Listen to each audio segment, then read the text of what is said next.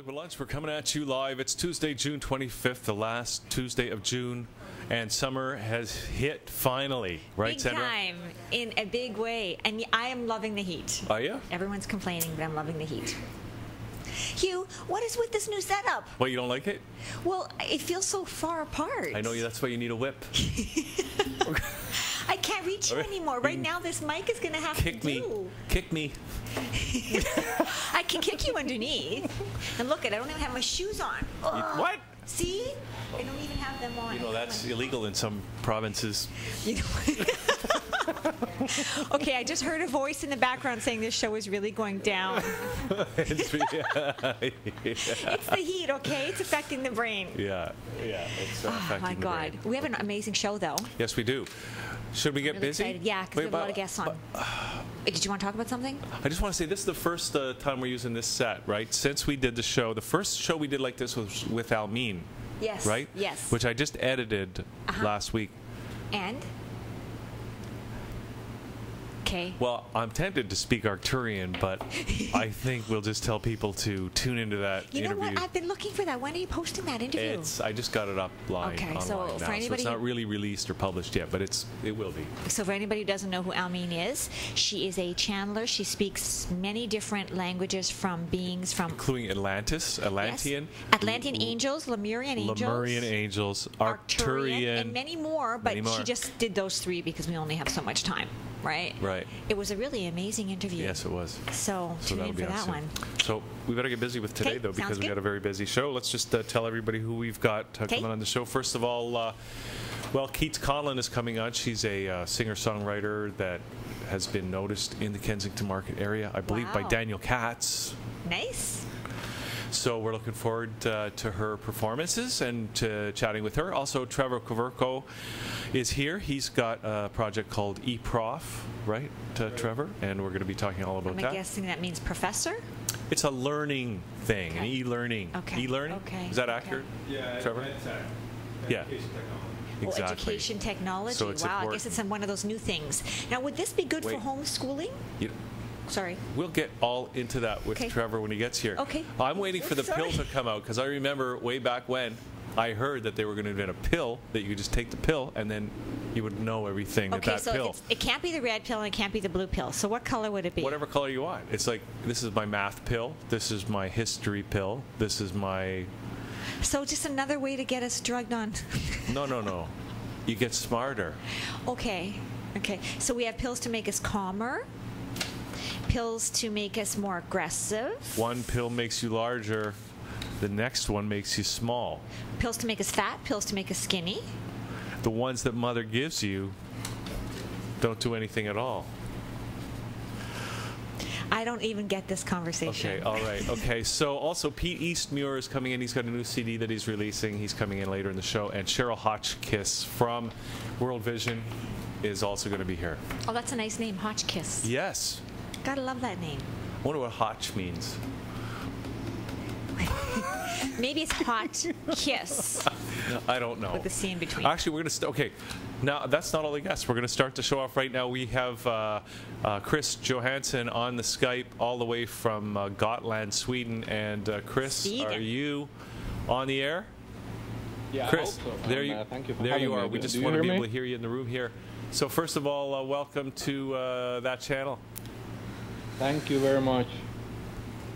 And just, can you give us an idea whereabouts in Sweden is Gotland?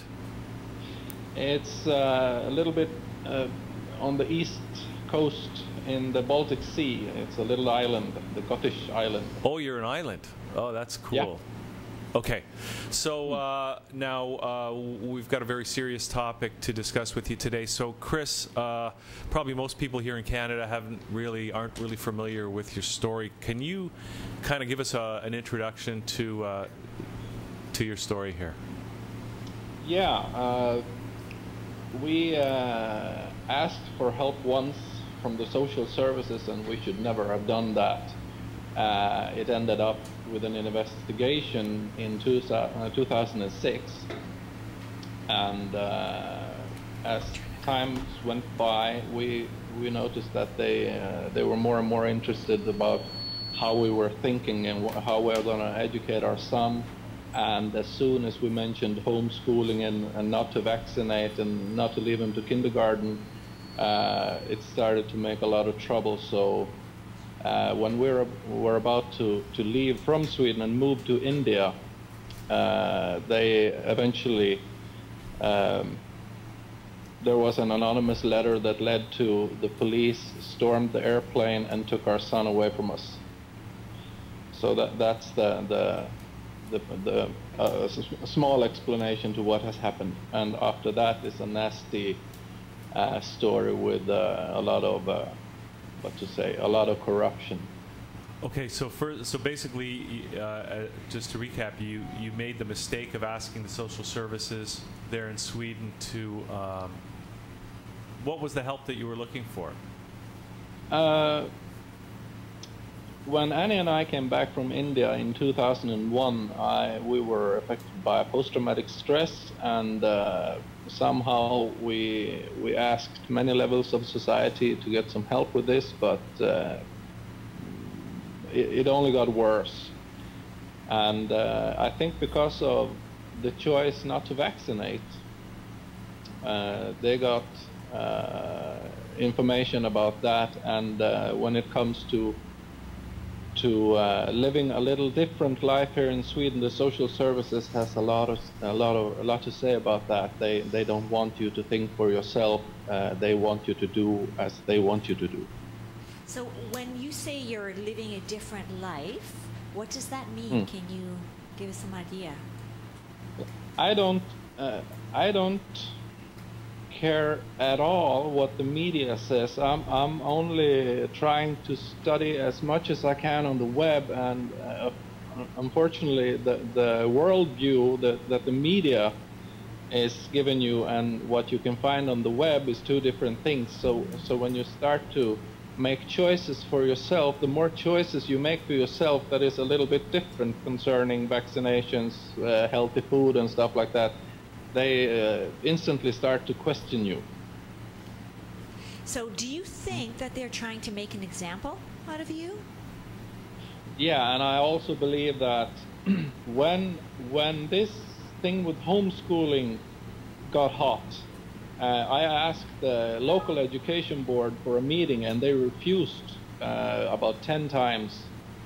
So if we can't even defend ourselves to discuss what kind of situation we are in and what fits us, I wrote an article in the paper directly to the head of the local education board, and I said, we have rights and they look like this.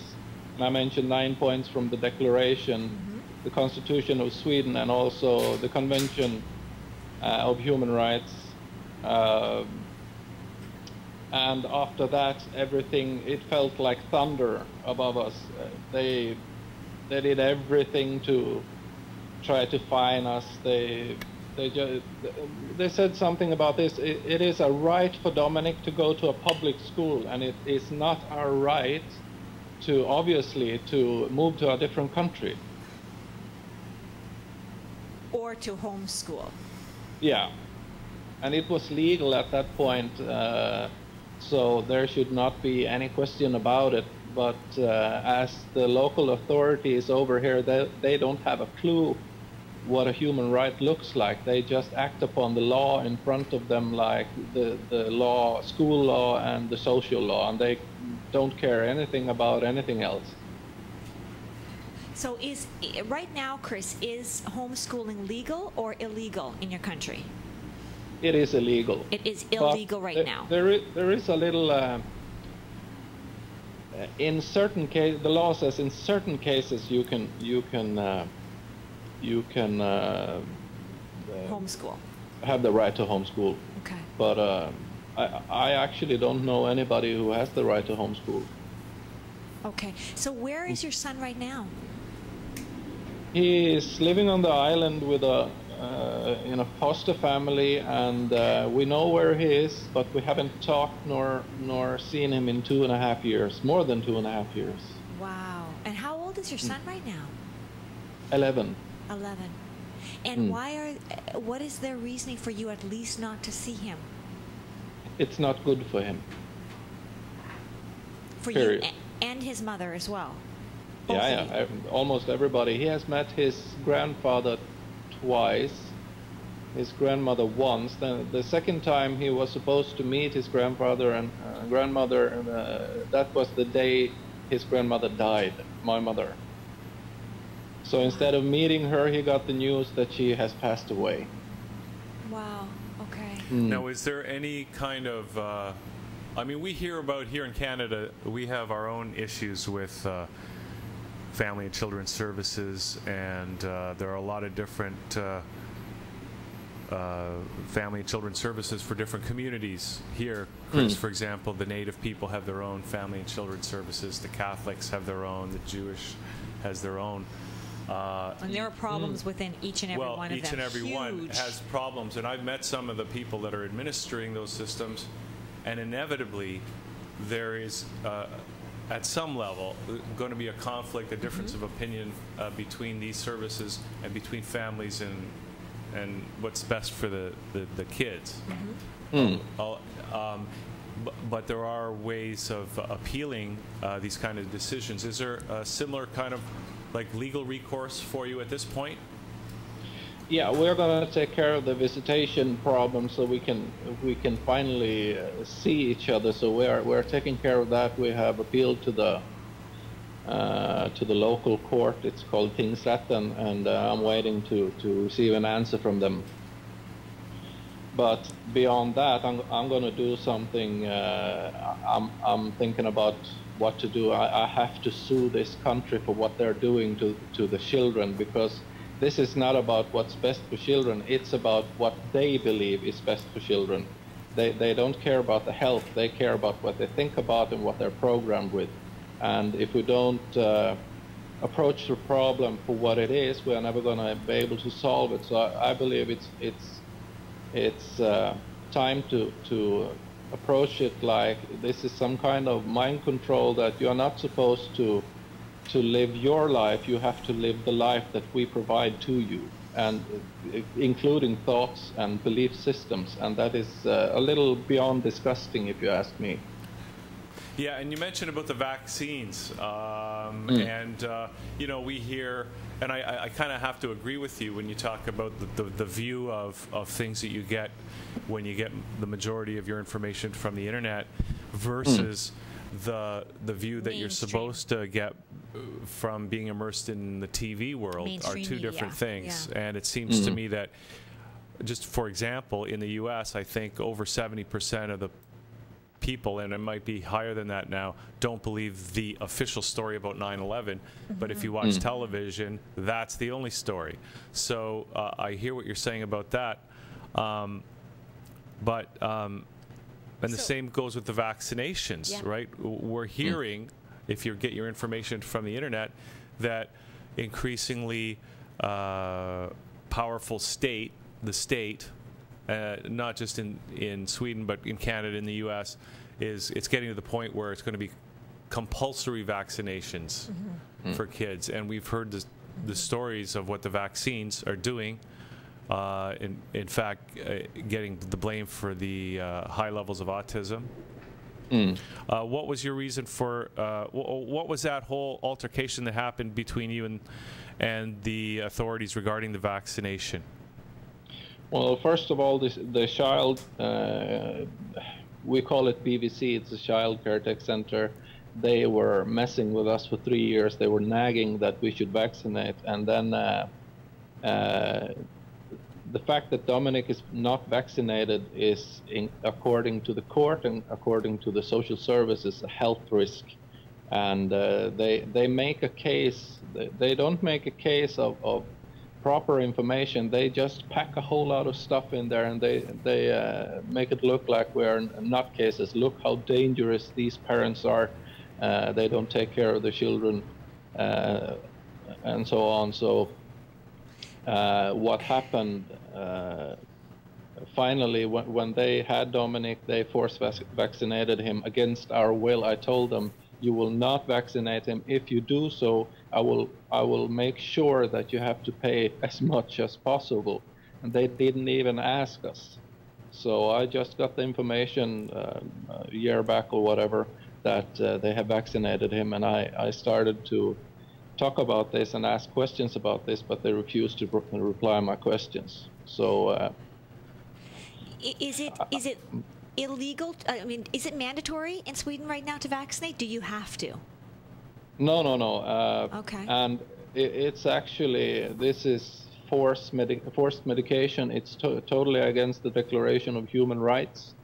But as we have noticed, there is no idea to mention the Declaration of Human Rights, because we actually made an investigation. We have asked over, I don't know how many officials. No one has any clue what the Declaration of Human Rights is, where to read it, and if it even exists. So, Chris, are you working with anybody on this in terms of getting legal counsel? Somebody who thinks outside the box, obviously, who thinks outside the paradigm of the system. Are you working? Are you getting any kind of support or advice? Yeah, first of all, our lawyer is Ruby Harold Clayson from the Northern Committee of Human Rights. That's Okay. our lawyer. And she's the only lawyer who has really fought for us. And we have the same kind of thinking, so there is nothing that we talk about that we disagree about. Okay. And then the massive support. I want to thank everybody for supporting us. We have Homeschool Legal Defense in USA, and we have Family Alliance Defense Fund. Roger Kiska and Mike Donnelly from these organizations are doing a lot to help us. So we have support, but the problem is that we are not equal before the law in Sweden. I have actually beaten them legally many years back, but as we are not equal before the law is for them to use against us. It's not for us to protect ourselves with. So it's a problem in that sense.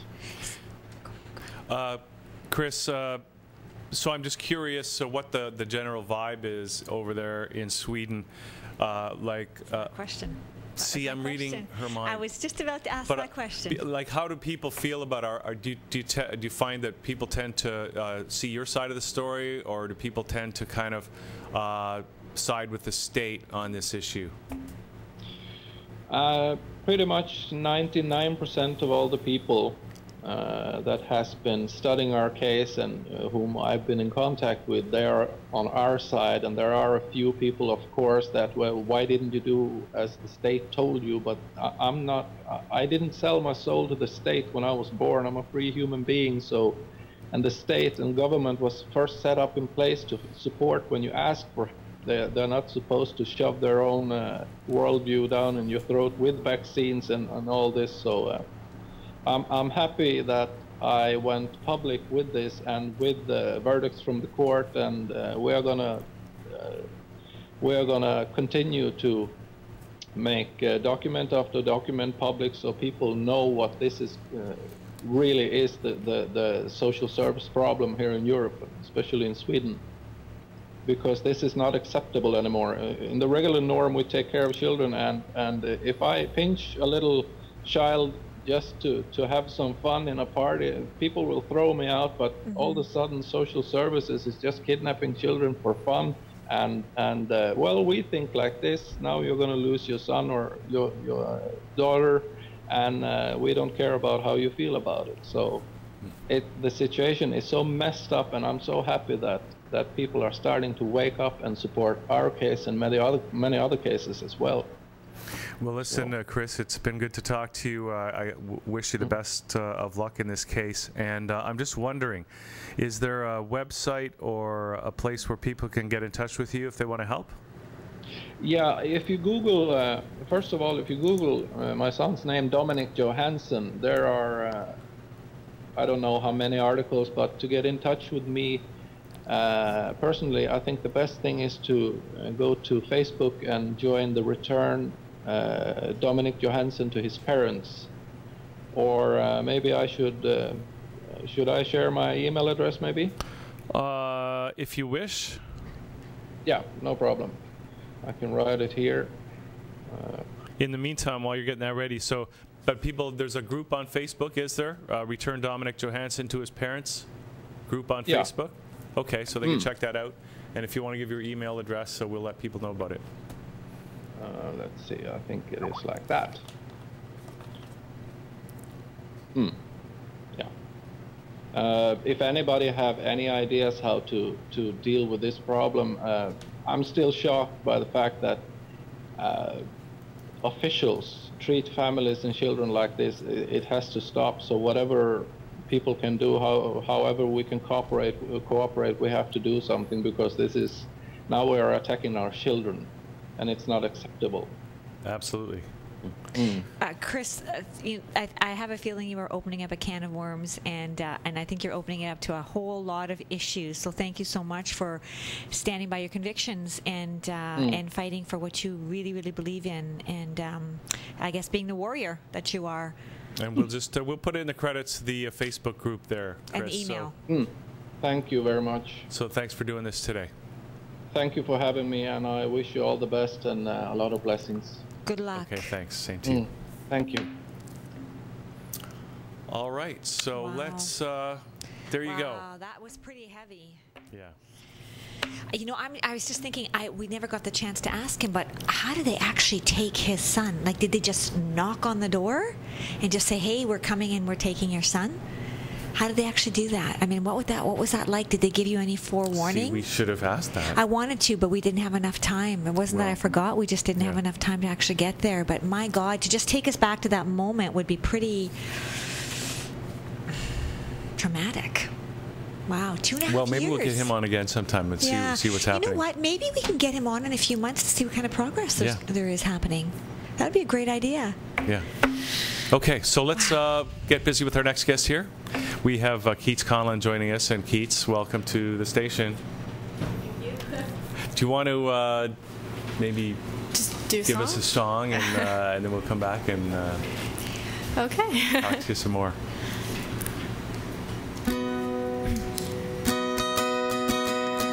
I wanna take a stupid picture we both pretend to hate. I wanna fight a losing battle for a cause neither one of us appreciate. Break a million TV sets, tragic puppet shows with silhouettes. Make sure every room's a mess. Forget every code and key. I wanna share secrets and share battle scars, spit, spill, support, and VCRs. Make every day extraordinary, carve it out of the mundane. And I don't have blue eyes like you dreamed about, and I don't have the type of hair you wanted. I don't hypnotize like girls in magazines, but I'd still kind of love to love you. And if you don't mind, I would love it if you could kind of love me too. I wanna cram a lifetime into every date. I wanna sell the world via Google and champagne. Skip a class to see magic, surf on buses though there's a room to sit. Make pillow forts we barely fit. Sing the wrong words to songs that haven't been invented yet. I wanna write our names on the pavement. I wanna save you from all the dangers of society and apathy, from piety, insanity, sobriety, audacity, and everything that's meant to be. I don't have blue eyes like you dreamed about, and I don't have the type of hair you wanted.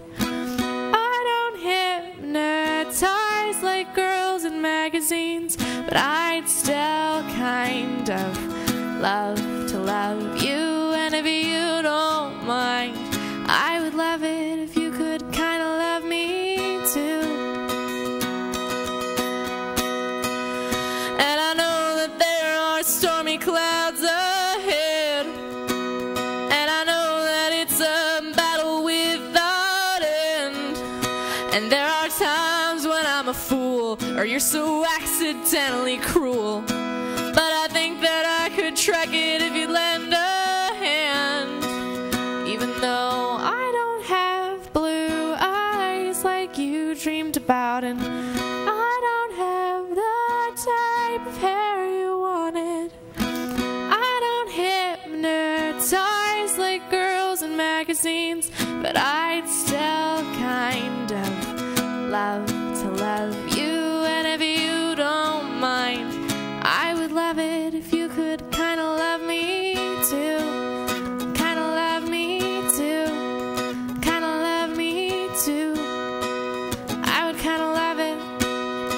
'cause I kinda love you.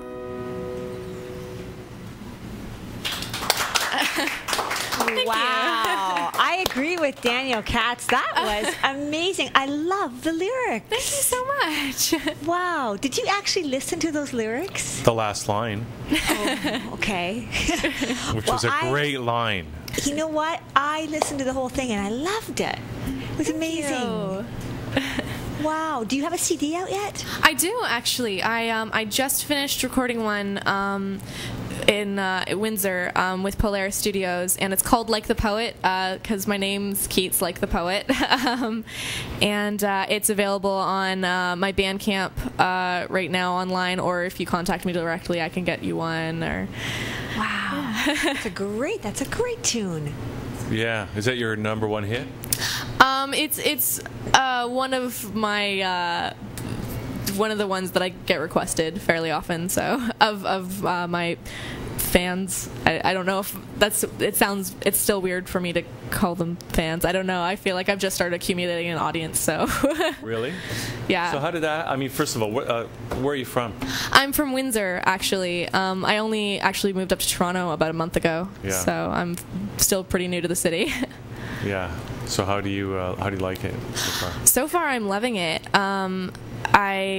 I've just been playing around as much as possible, doing open mics and networking, and just trying to get my music out there wherever I can. So. And how'd you run into Daniel? I was playing a show at Espeta Cafe on the Pedestrian Sunday, I think it's called, in Kensington Market, and they had like their window. It's like a garage door, and it opens up. So I was playing to the patio and to the inside of the cafe, and I was just playing out on the out to the patio, and a lot of people were walking by, and some people were stopping and listening. And then after I finished one of my songs, Daniel ran in and had written his name and the channel's website down and his email, and just like handed it to me and said, like, oh, I don't want to interrupt or anything, but I do kind of a TV show and I'd love to have you on it, and here, just email me. And so it was really nice. It was really flattering to have somebody approach me like that. Yeah. Good old Wow. Dan. So do you play, Keats, with a full band, or is it just you solo acoustic? Yeah, it's just me solo acoustic. I mean, a band looks like it would be fun. I've just never really had the opportunity to be in one. So, But there's something about the feel of doing just an acoustic kind of intimate kind of thing, and it actually really suits the music. thank you. And I could hear everything, and that's the one thing I have, with the band. You can't necessarily hear all of the words, and you can't hear the story. Mm-hmm. And you're very much a storyteller in your lyrics, so it's really important to hear, because you really take somebody somewhere. You really paint the picture through the lyrics. Thank you so much. I think of myself as a lyricist first. I mean, I love to sing and I love to play the guitar, but my real passion is for the writing. So so thank you so much. I'm glad that comes across, because that's the most exciting part to me, is the writing. So do you have any other gigs planned? Or are you regular at Kensington? I'm trying to become a regular, yeah. I'm in the process of planning another gig there right now. I don't have anything. I'm playing actually at the Acoustics Showcase at the Central on July 7th at 8 p.m. And I also have a website, just www.keatsconlin.com, and I have just all my upcoming gigs up there and stuff like that. So maybe if they build that Walmart right beside Kensington, maybe you can get a gig there. I could be such a corporate sellout. It would be Wouldn't great. that be good? It would be so great. It's all about the money. Oh, yeah. Hey, would you do another song for us? Yeah, sure. Because that last one, it really did sound good. Thank you. What's this one called? That last one was called Green Eyes, and this one is called Charity. Okay.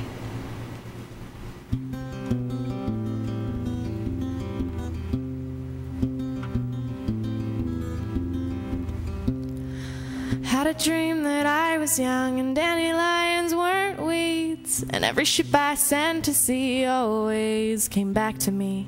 Had a dream that I was young and words were just a maze, plotted out in black and white across the pictures on the page. Charity's been awful selfish lately. Joy is putting on a frown. Hope has cats she will not answer for. Grace is slipping, tripping over nothing at all.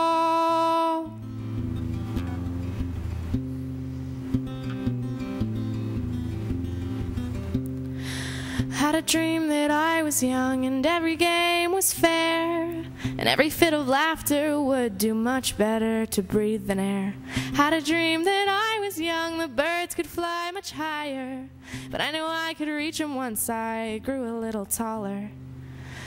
Charity's been awful selfish lately. Joy is putting on a frown. Hope has cats she will not answer for. Grace is slipping, tripping over nothing at all. At all.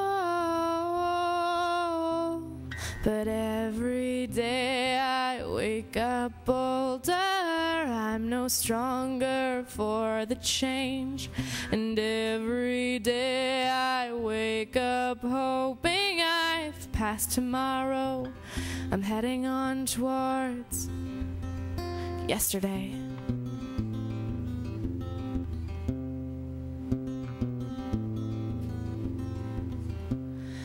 Had a dream that I was young and monsters just had fangs, didn't hide their scales and hooks under dresses and bouquets. Had a dream that I was young, the world stopped at my lawn. Life was just a page to be drawn on in every color crayon.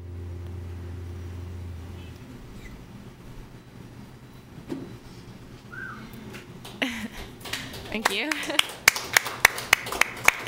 That one was very short. Yeah, that one was a shorter one. So that one, so when you do your writing, Keats, because that one seemed a lot more intense than the other one. So when you do your writing, do you go into another space, or how do you do this? Is it personal experience that you speak from, or? It's, you know what, it's different for every song. I mean, some songs just the entire thing sort of comes together, and other songs, like this song in particular, I had that chorus for months and I tried a million different things with it and I just couldn't get it right. And then I started doing I started playing around with the verses I wrote, but like it was completely separate from the chorus, and I was like, oh, I don't know what I want to do next with this, and they just fit together perfectly. Whereas other songs I do all in one sitting, like Green Eyes, I think I did almost all in one sitting. So wow, interesting. So are you one of those people who kind of walks around with a little pad and a pen, so that or you just take like a napkin, serviette, or whatever, and start writing down ideas or lines for songs or concepts? Or yeah, I often do stuff like that. I try to have a notepad on me at all times, just in case I do get an idea or anything, or I have one right by my bed, because I generally tend to come up with them like in the middle of the night or something, and I'm always like, oh, I'll remember it, and then I completely forget the next morning, so I have to write it down or else I won't remember. And so yeah, they just, it just comes to me at random times, so like I need to have something with me. Now here's a question we ask a lot, Hugh. We always ask about like melody writing versus lyrical writing. So how does that work? Do you actually get melodies, or when you write lyrics, does the melody kind of come along with the lyric? How does that work for you? Because you work by yourself. Some people work in partners, so it's a little different. Yeah, generally for me, the melody usually just comes with the lyrics. Like, okay. Usually when I come up with a line or anything like that, like generally it comes with a melody in my head. Okay. I mean, sometimes I change it around, to make it sound better, or if it doesn't quite work. But yeah, I mean, like I said, my focus is generally the lyrics. I'll be the first person to say I'm not the most innovative musician. I try to do my best and try and do cool different things, but so it's always lyrics first for me, and then melody. Okay, interesting. And sorry, I don't know if I missed this, but do you have a band as well that you play with? Oh no, I don't. It's just me at this point. I'm not against being in a band. It's just the opportunities never really come up for me. Do you know that Hugh plays bass? I did not know that. Well, I'll tell you, when you were playing your first song there, I had some drum rolls occurred in your head. to me in my head, and I thought I can hear the band kicking in at this time. Wow. And I'm just curious because, like, is this your main thing? This is your work, your life's work? Is that why you came to Toronto, to make it as a singer-songwriter? Kind of. I mean, I've been doing this for a while just on the side, like just playing shows here and there in Windsor, and I just graduated from the University of Windsor with my psychology degree, which is, you know, a little off. And my plan was to go on and get my master's and my PhD and everything and become a psychologist. And but then, you know, I got through 3 years of university, and I just kind of thought, like, I'm never going to have another chance, like, I'm to do this kind of thing. You know, it's now or never, so I'm taking a few years off, and I've got some money saved up, so I've been living off that right now. It'll probably get me through the summer, so I just want to play as much as I can. You know, best case scenario, I get discovered or whatever, and worst case scenario, I have a really fun few years doing what I love, and then I'll either go back to school or get a job with the degree that I have, and just as long as I can still, like, play shows on weekends and stuff, I'll be happy. So, do you want to move back to Windsor, or are you happy here in the big city now? I really enjoy the big city. I mean, like, I actually I loved Windsor. I mean, the music scene there is actually really supportive, and I had a really good time playing around there, but I needed a change, you know. I felt like in order to grow up, I needed to, like, you know, move out of my parents' basement and get my own place and everything, and so it just felt like the right time, and so far I love the city. Like, I'm so happy here. Except on a hot day like today, it's sometimes nice to be in your parents' basement. That's true. Well, yeah, but you know what? You can go to a basement here. or a mall. I love the heat, so I'm loving it. So see, I think we're like the two people in the world, because Probably. I'm loving the heat, and everybody's already complaining, and that's like we're day number 2 or something in the heat, and I'm just so grateful for it. I love it. Oh yeah. Yeah. Okay. Well, we'd love to hear one more song if you could, Keats. Yeah, definitely. Are we catching you off Oh, guard? no, Were you only expected to play 2? I can play another one. Yes. This next song is called Attempted Love Song. Okay. And thank you so much for having me. It's been a lot of fun. Well, good luck. I hope you get discovered. Yeah. Thank you. And you know what? A psychology degree is a great background to write, actually, because you understand human nature, the psyche. That's You can write out about all the psychos you're trying to help. Yeah, you could become a singing psychologist. Like, you know, a client confidentiality thing there that I probably can't. Just don't mention their name. That's it. That's all. No, that's probably fine.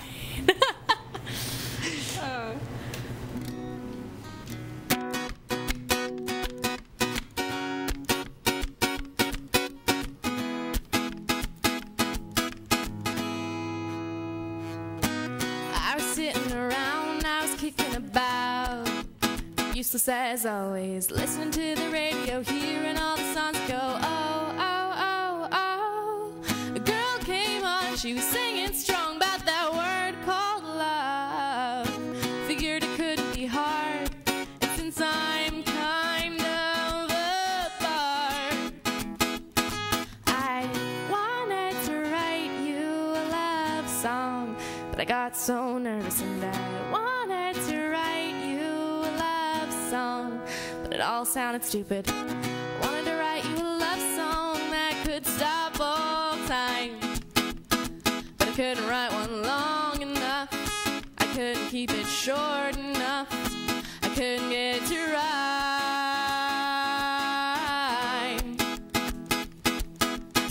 I tried to picture your face for some inspiration, but I just got sidetracked. Tried to think of the days we spent so well, but then I called you to hang out. I tried to be poetic, but it all turned out pathetic. The only words that would come out of my mouth were la la la la la la la la. All I could come up with was la la la la la la la la. And I wanted to write you a love song, but I got so nervous, and I wanted to write you a love song, but it all sounded stupid. Wanted to write you a love song that could stop all time, but I couldn't write one long enough.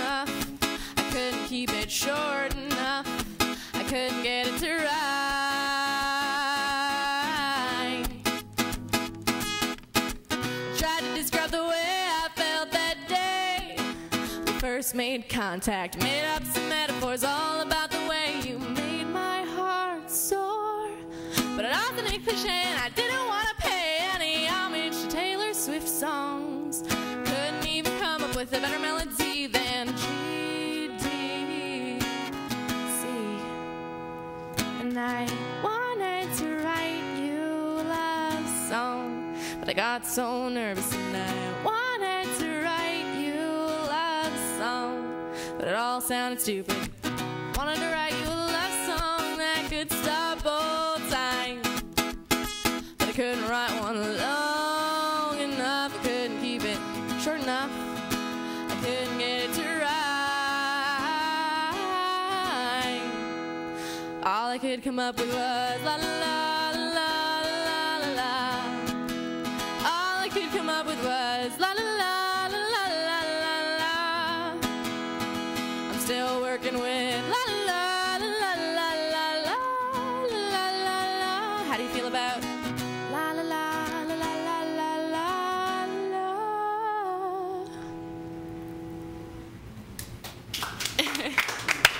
I love that one. Did you get those lyrics, Hugh? I heard some of them.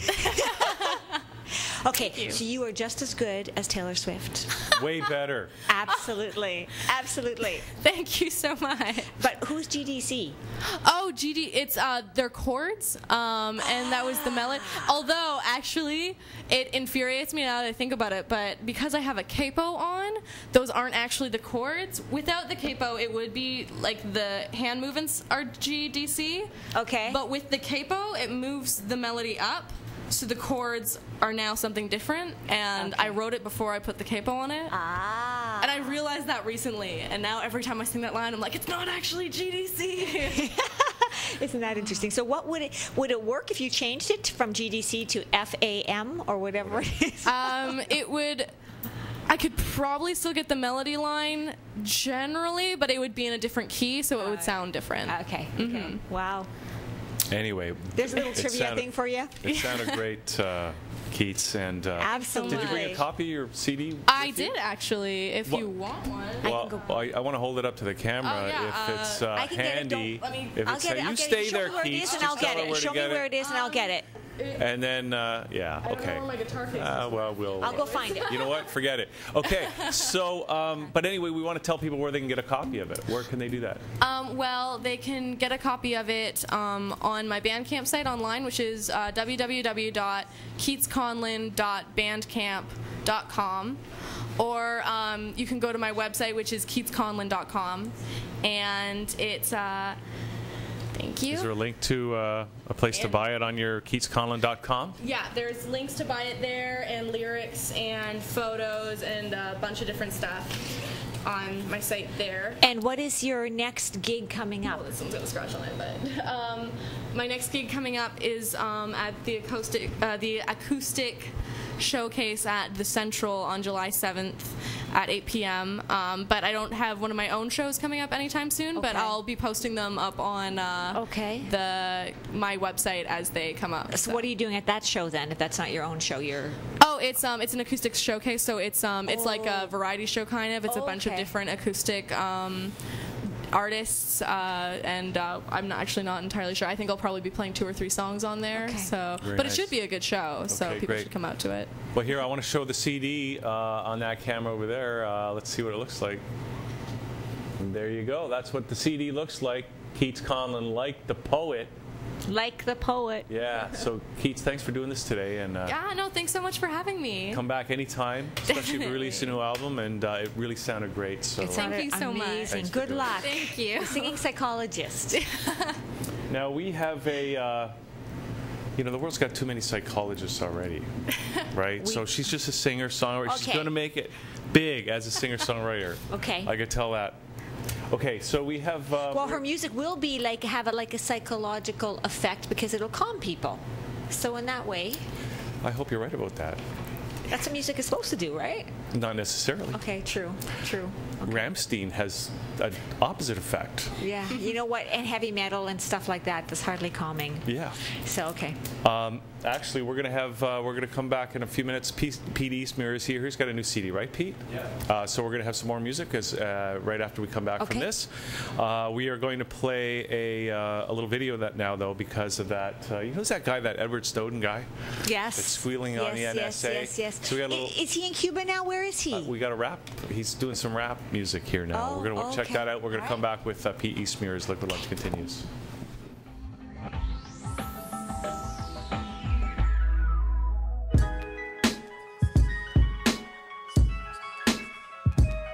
Good afternoon, viewers. Thank you for clicking through to view this exclusive brand new edition of Juice Rap News, back through with a global transmission with your host Robert Foster. And we're glad to begin by introducing this routine interview scheduled today with our regular US guest, now Director of the NSA, General Baxter. Hi. Can you provide via satellite an update on the state of the empire? Bob, I have to confide. I'm satisfied. In fact, I got no axe to grind. Our Nobel Peace Prize President Mastermind has a healthy appetite for sending drones to smash the lives of brown children, Muslims, I mean terrorist hoodlums. Egregious. Goddamn right we agree it's just. Every American will feel hot pangs of pride when they hear of this. But guess what I'm most excited about this finally happening? What? The court-martial of Private Bradley Manning. 3 years without trial and a touch of torture. That's how we punish dissent in the free world order. After this, no one will dare blow whistles or leak intel or question our right to read every single freaking email. Oops. Did you just say you read everyone's emails? What, emails? No, we don't read, scan, track, record, and store every detail. At all? No, sir. Not wittingly. Perhaps a few billion emails accidentally. Okay, General. We're just getting sent a signal. It's the fearless journalist crusader, direct from Rio, the guardian of civil liberties, Sir Glenn Greenwald. Robert, hello. Hi, Glenn. What quest are you and your steed on? A hero has leaked classified documents finally proving that the NSA has secretly obtained access directly to all the servers of Facebook, Apple, Yahoo, YouTube, Skype, and Google. This PRISM system for spying on users from the dark side of the moon will record everything that arrives on screens, emails, chats, Grindr feed. Rabbit, it took great courage from this whistleblower to decide to leak. They've taken a great risk in getting us, their fellow citizens, this critical glimpse into what is really happening behind the scenes. Mark Zuckerberg, your position? Word, sit back, listen. You're rocking with Zuckerberg, fucking nerd tactician. So, PRISM? What's that, PRISM? Never even heard of that system. Yeah, we got a program running, but we call it fascism. Do your users like that? A billion likes, cousin, and if you dislike something, here's my dislike button. I'm in charge, you fucking turds. Interview's over, finished, ended. Mark Zuckerberg, CEO, bitches, unfriended. Okay then. General, would you like to make a statement? I'm disgusted. You are? That's amazing. I had no idea that this could occur. It's devastating. Shocking. I concur. So will there be an investigation? You betcha. We're gonna get those who broke their oath to the law. Wonderful. And hold them responsible. This has gone too far. I think the whole world feels the same. Call Gitmo! I'm personally gonna torture whoever leaked all this info. Wait, what? We've become a freaking culture of leaks. What if every uppity geek who happens not to agree with the state's tyranny decided to expose it to all and sundry? That might lead to a revolution. Indeed. See what I mean? Look, we welcome this debate openly. Free speech is sanctified. Okay then, does the NSA keep... Sorry, that's classified. So what are the laws for the... Access denied. Well, how can we see... Oops, debate time has expired. Hold on. We're picking up another feed, this time from Hong Kong. Glenn? It's me again. I got an update on what's going on. Greenwald, we're gonna prosecute you for treason. Your threats are no match for my shield, and you'll cower under the weight of words when I'm wielding my pen sword. By the power of Greenwald! Did you have an update for the people? Oh yeah, now, world, meet the brave leaker Edward Snowden. He's made a video to reveal his motives for whistleblowing. What's up, Edward? Hey Glenn, what's up? Yeah, what's going on here? Me want big up the hot step of them Ellsberg and Manning, you know what I'm saying, eh? Yo, Snowden, they're gonna come around here looking for you today. Word? Word. Busted. Whistleblower, you know the Eddie Snowden them go blame. But leaking secrets out. The men that say Eddie Snowden done betrayed the USA. But leaking secrets out. Whistleblower, you know the Eddie Snowden them go blame. But leaking secrets out. The men that say Eddie Snowden done betrayed the USA. But leaking secrets out. Working upon the men down in Hawaii. But on the Mr. Baby, they're not PIV. But the Babylon will buy upon the civil liberty.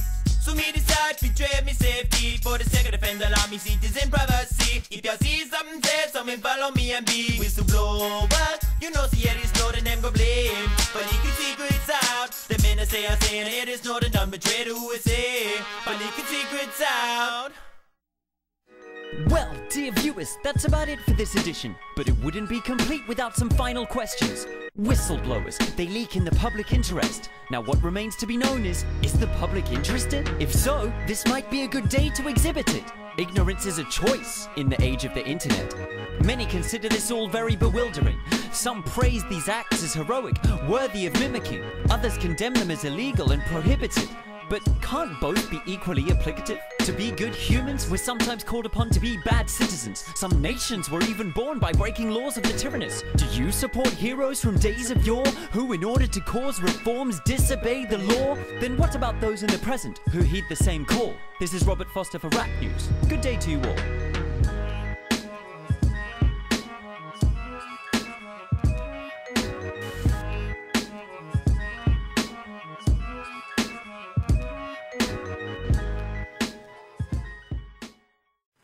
Back here on the show. That and, was amazing. What, that rap thing? Yes, I love that. There you go. You know, I just love the way they are getting the word out in such a creative way.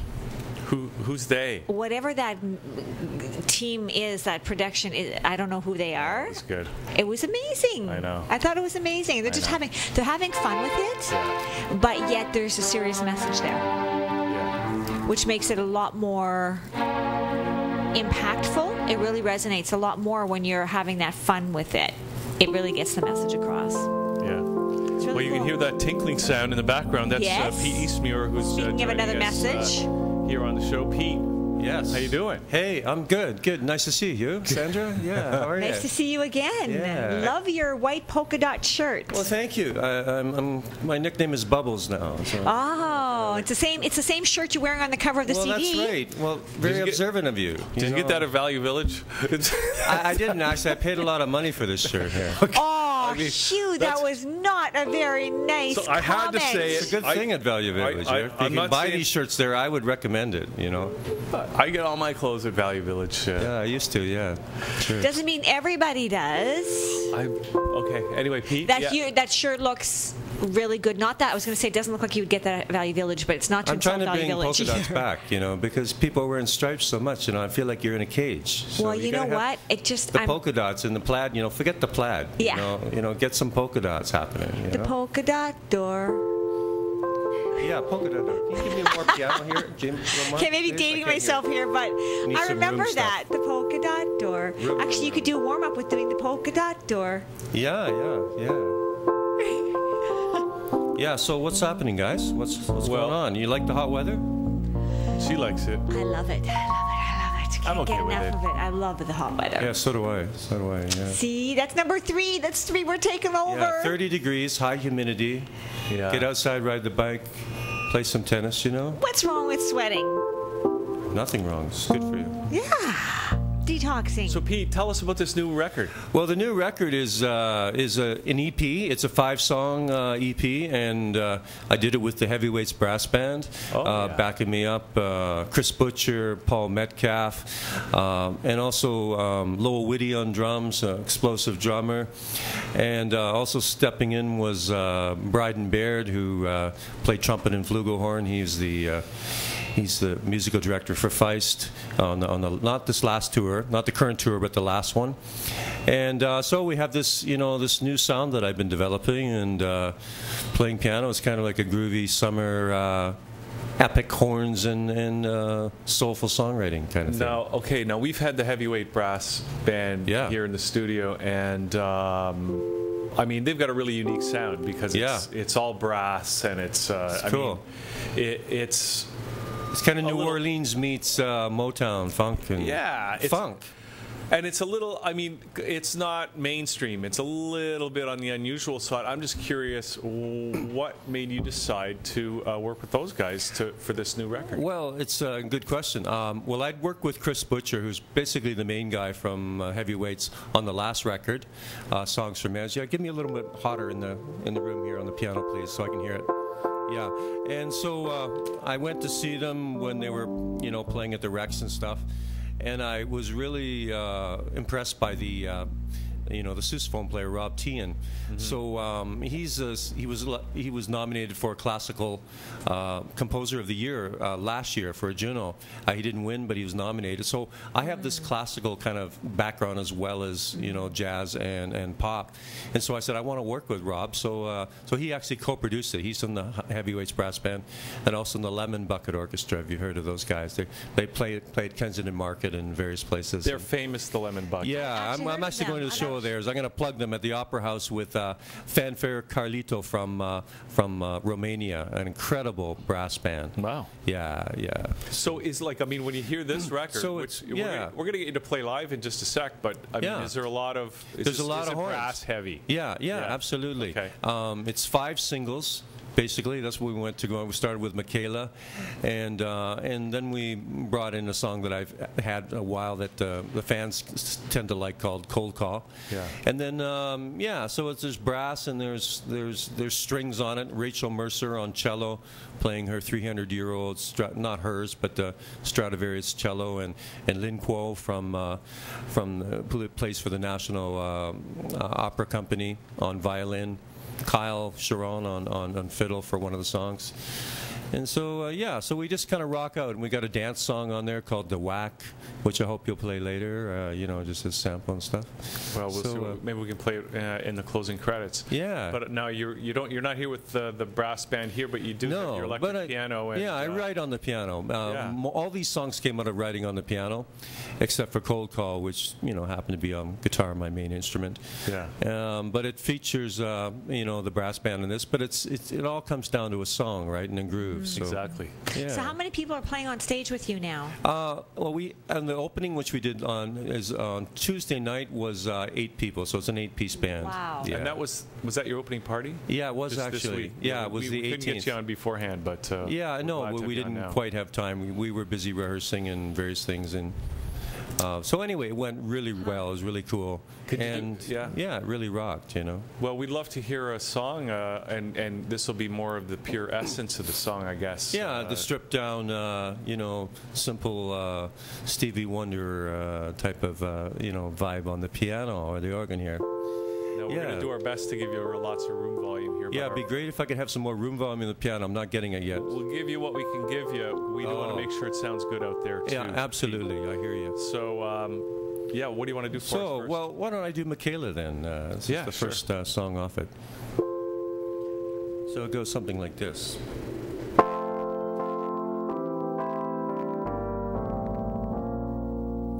It's hard to hear that, so I'm not getting anything, so it's very hard to play this thing.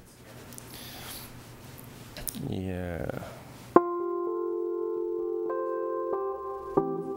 Better to get the sound right than, me guessing my way through this.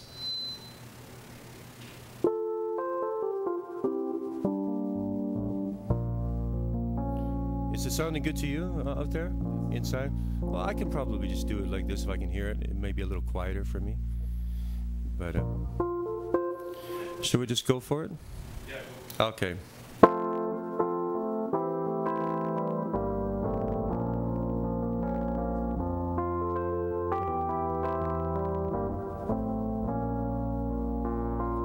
I was running down the avenue, just trying to find my soul.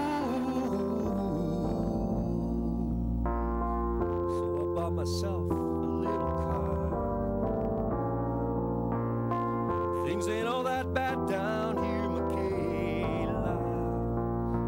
Michaela, you're my little love, walking on the moon.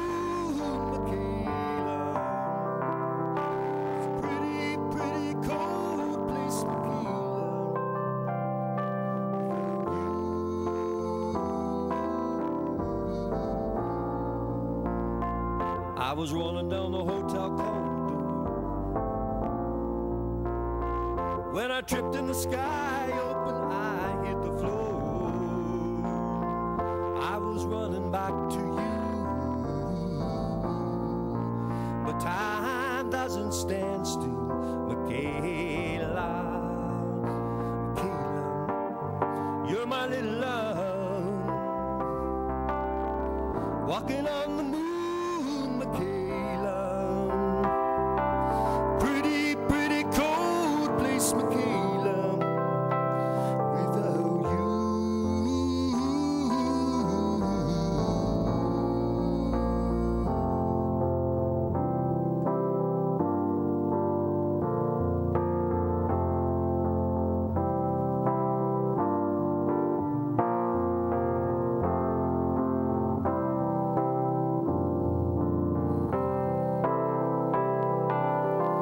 I was running down the whole avenue, just trying to get away, trying to get away. Things ain't all that bad down here on St. Clair Avenue. Michaela, Blue Jean, Michaela, Michaela, you're my little love, walking on the moon, Michaela. It's a pretty, pretty cold night, Michaela, without you.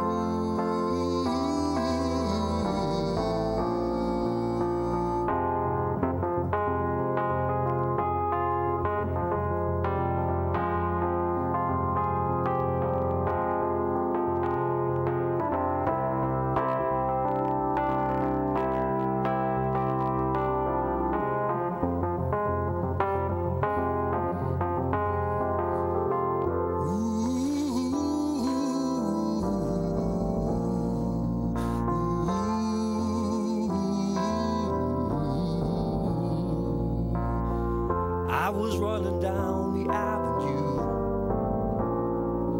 Michaela, Blue Jean, Michaela.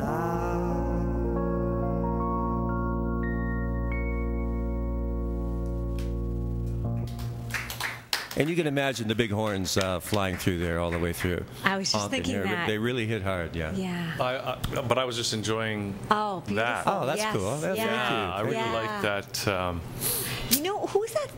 It has the same kind of feel in your voice as that guy who sung that song with, oh my God, Elvis is in the song. He talks about, he's a piano player. He's not Billy Joel, who's really popular. Elton John. Not Elton John. He's not that. He's American. Ben Folds. No. I give it's a up. guy. Oh, he's real. But you kind of have that feel. As long as you like it. As long as it I can hear it in my head because it reminds me. Who? Van Morrison. No, it's someone who's not as old as that. Oh, well. Well, I can't. We'll probably think of it before the show's over. Yeah. So Pete, you mentioned. So what's your main instrument? Well, I mean, you play that pretty good. oh, thank you. Well, my Walking main in instrument Memphis. Sorry. Who is it? Walking in Memphis. Oh, that Was guy. That's walking in cool. Memphis. I know who that is. So yeah. Walking with my feet. That's a great song. I forget. Yeah, you kind of have the feel with A him. little New Orleans kind of Yeah, thing. that's what I kind of. Huh? No. No, Oh my I know who you God, mean. no. Well, yeah, my main instrument, guitar. I've all over this record is my Gretsch electric guitar that I've just got fairly recently, and it's a white Falcon. It's like a really cool hollowback guitar. So it's got all that gnarly kind of 50s reverby grooving sort of guitar on it. And then this is the first record I played all piano on it too. I played this electric piano, and I played a grand piano in another studio and stuff. Yeah, I taught myself piano just like 4 or 5 years ago, and so I just fell in love with it. And so I play piano all the songs. All the songs, like I said, were written on piano. So how do you, as a songwriter, how does it differ for you between when you're writing on guitar and when you're writing on piano? It doesn't make a lot of difference to me. I get the melody in my head, and I end up picking up something off the piano or guitar, and you know, I just work it out. I'm self-taught. I couldn't tell you any of the chords I play. I make them up as I go along. On both instruments? Yeah, on both instruments. I remember that's how I was, because I taught myself to play piano as well. Yeah. And I remember it was a big breakthrough. It's like an orchestra. Yeah, the piano's like an orchestra. You can do everything on it. Everything is there. All the highs and lows, the flutes. Well, especially the if horns. you got, a synth or an instrument where you can just press a button and you get a different sound. But Hornsby. No, it wasn't Bruce Hornsby who wrote that. No. Mark. Yes. Mark Cohen. Mark Cohen. That's it. It's Mark Cohen. There we are. Yeah, forget about him. He's Sorry. You know, it's Pete Eastmere now. It's Michaela. Okay. Well, that's it. That's the new one. I think that guy only had one hit, and Pete's got five on this CD alone. Yeah, that's exactly true. Yeah, it's going to be. It's already in CBC, and it's all the way across the country. Yeah, it's into all the producers' hands, and they're going to be pushing it apparently. So now, is it going to? I mean, the whole airplay thing. Yeah. Because I think we talked about it before, Pete. Yeah. How different the music industry Yeah, is it is these very, days. very different. Yeah. I mean, what does it even mean to make it in the music industry these days? Well, I think this one, I'm so proud of this record because it's the arrangements were done by Rob Tian, and he's this incredible musician, producer, produced by my partner Eva Marie McCann, myself, and Rob. So it's like a brain trust that we did. The charts were incredibly cool and wicked. Ian D'Souza plays bass on the record all the way through. He's with Sisters Euclid. So it's kind of a very grooving kind of record, and I think it's a little bit of there's nothing really like that out there now. Because I'm a little bit different. Well, we're going to have to play a song. Which song? Now, I'm hoping you're going to do another live song for us here. Oh, we could, yeah. But which one? Why don't you try to whack to go off of this record? So, we'll play that when we finish. Yeah, sure. Finish. But we'd love to hear another one from cool. you just now. Yeah, let me just press a couple of buttons here and get down to... I like those Nord Electro 3 pianos. Well, thank you very much. Yeah, I like it too. Well, this one's called Drunken Piano, and of course I wrote it late at night. So who was drunk, you or the piano? Well, the piano was drunk. Oh, okay, I never drink. I never get drunk. Yeah. I've seen Pete not drink. Yeah, in fact, I'm not drinking right now, which is, this proves it. It's on TV. The national audience knows it for sure. So it must be the Nord that's been drinking, but actually it was my daughter's Upright that have been drinking, and I wrote it with Rachel Mercer involved as well, because she plays the cello part on this. So imagine the cello and the violins through this, and then Bryden Baird does this muted trumpet out on the balcony in New York City, playing this thing on the roof, and Lowell Whitty hammers some drums through it. So here's Drunken Piano.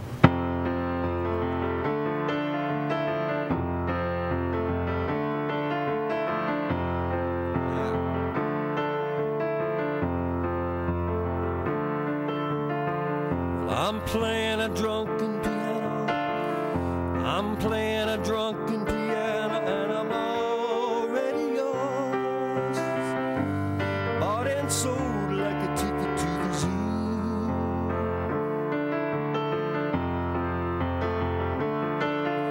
The blue notes come first, then they dissolve. The black notes are next. While I'm trying to play this drunken piano, I'm playing a drunken cello. I'm playing a drunken cello, and I'm bowing strong. But I lost this song playing a drunken piano. All the plans we made fell through. Darned if it happened to you. Wouldn't you be blue to play a drunken piano?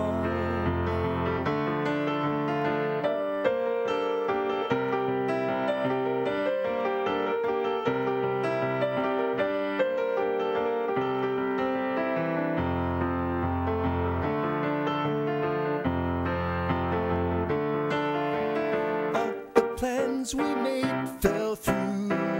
Darned if it happened to you. Wouldn't you be blue to play this drunken piano?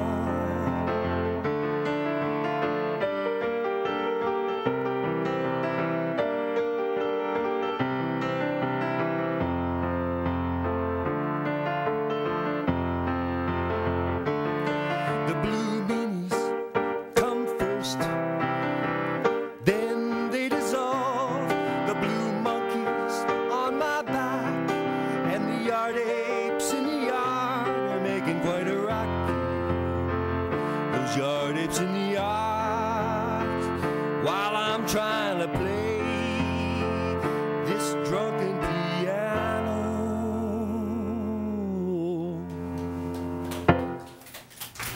Drunken piano, thank you.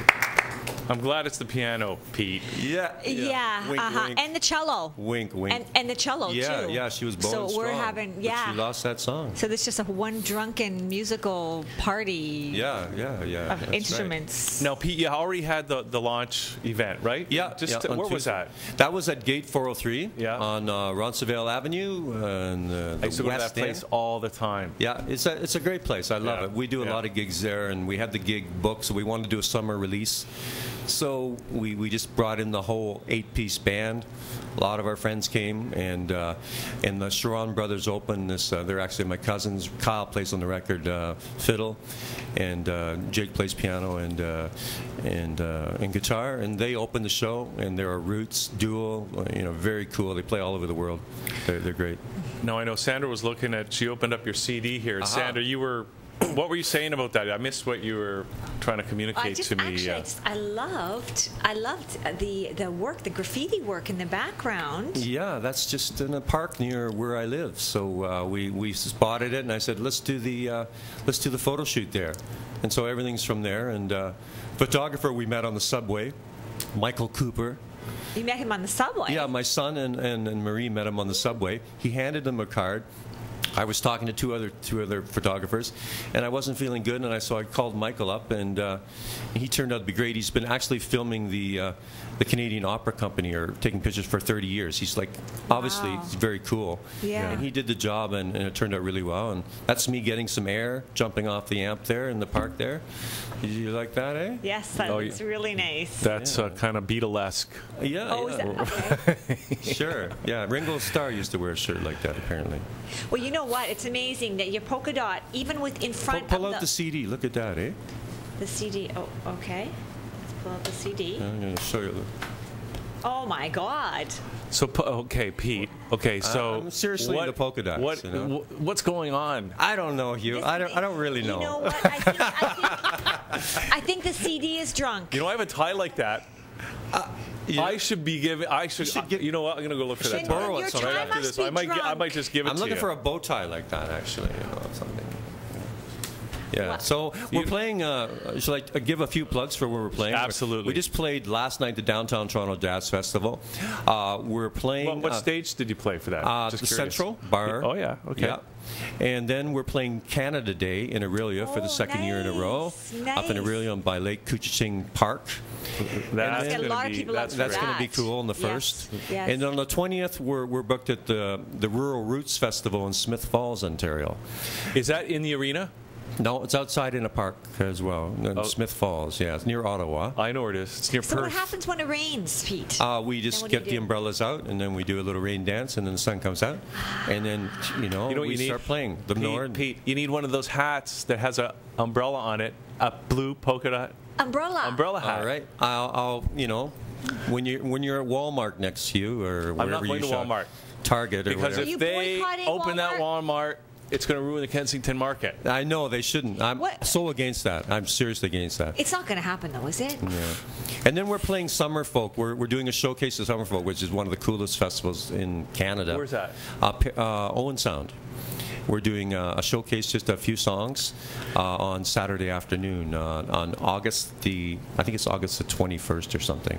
So Yeah, you're doing a lot of so we- outdoor gigs. Absolutely. Well, that's the Wow, fun. that's great, yes. The summer's defined by playing outside with in front of people sitting in on blankets and little Absolutely. chairs and stuff. Well, Yeah. summer's finally hit, and Yeah. we are in the middle of it. So Absolutely. We're anyway, loving it. Pete, it's been great to have you on the Yeah, show. thank you so much for having me again. And here's the record. Where is it? I'm going to just hold it up to this camera over here. Guys, it looks so good, even though I'm blocking Sandra's face. That's okay. There's Sandra, and here's Pete. She gets a lot of FaceTime. Now, Pete, where can people get their hands on this CD? They can get it on. It'll be on iTunes in about another week's time. Yeah. And go to our website at peteeastmere.com, and it'll give you all the information. Okay. And it's already up on CBC Music, worldvision.ca, Peter Eastmere. If you go there, you got to get interviewed by Jean Gomeshi or whatever. Yeah, sure. Yeah, put in a good word for me. So we're gonna go out now, Pete. With which one do you want? The whack? Yeah, the whack would be cool. That's number 4. I believe. Number 4. Yeah. So we'll do that, and we'll and thanks for coming in today. So nice to see sorry you about my again. comment about Value Village. You know, sometimes I just make the jokes, Pete. I didn't mean anything negative about it. If it looks like it's from Value Village, it means that you were wrong. And, well, it's an I'll expensive tell you. shirt. But wait a second, we do mean something negative about Walmart. We don't want Walmart in Kensington. I wasn't talking about Walmart. Yeah, I know, but sometimes we do say things that are negative that we mean. But you know what? I looked at Value Village for sure like this, and I couldn't find one. You know what they do have there at Value Village? What? Big banana costumes. So if you ever need a big banana costume, Pete, Value Village. Maybe we need a mascot for the show. Maybe you'd do that with us sometime. I actually bought a pair of jeans at Walmart that became my favorite jeans in the whole world, and I actually had somebody threw them away because I had so many holes in them and I wouldn't throw them away. I love them so much. Well, we'll get Walmart to pay for that little segment. No, that's from Value Village, not Walmart. Well, you said Walmart. Oh, did I really? Yeah, you did. Oh my God! No, I meant Value Village. Okay. Did I really say Walmart? Well, you did. and if you need a banana costume, you know where to go. Yeah. Right? So buy lots of my CDs, everybody, and we'll see you on the flip side. See, Okay. these polka dots are just playing with our minds. We're all drunken. Okay, Pete, I'm going to go look and see if I can find that tie right now. And meanwhile, we're going to go out with Dawak. Check out PeteEastmere.com and all those gigs. Pete, thanks for doing this. Look for the polka dots. Thanks again so much. I love you guys. Okay, and we're going to be back in a couple of minutes with Trevor or Cheryl. I'm not sure, but we'll be right back.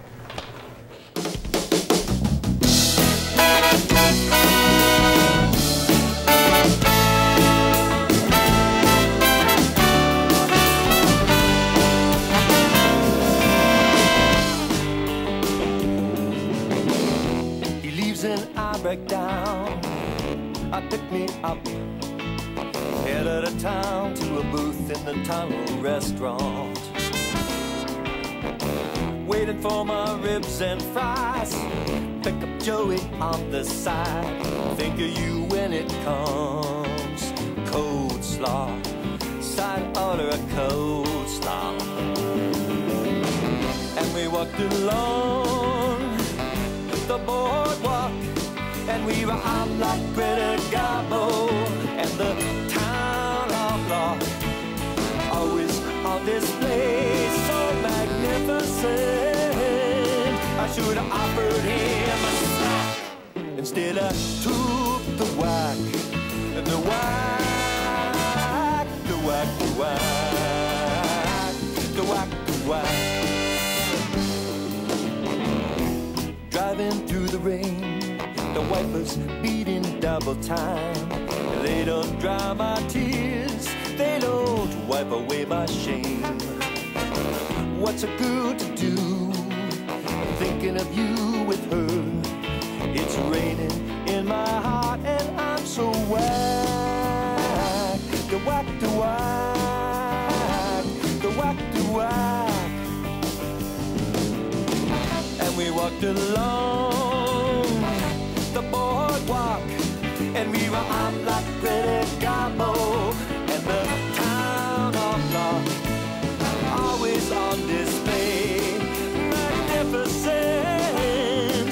I should have offered him a snack. Instead I took the whack, and the whack, the whack, the whack, the whack, the whack, the whack, the whack.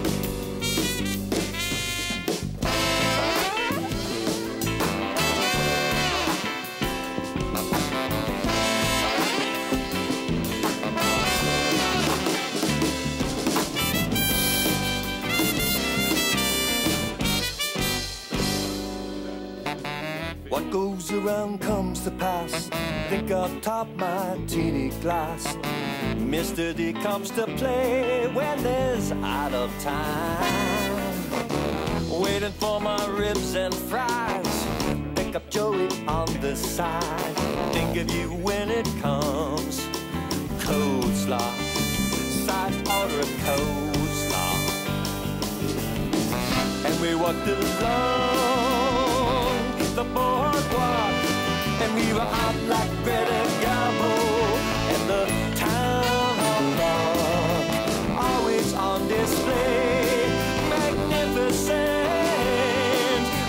offered him a smack instead of took the whack.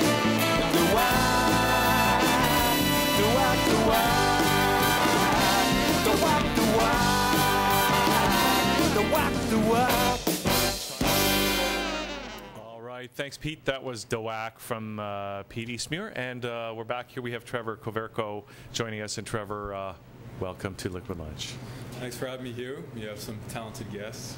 Yes, well, you know, we try to get some talented guests on, and you are one of them. You can sing a song if you want.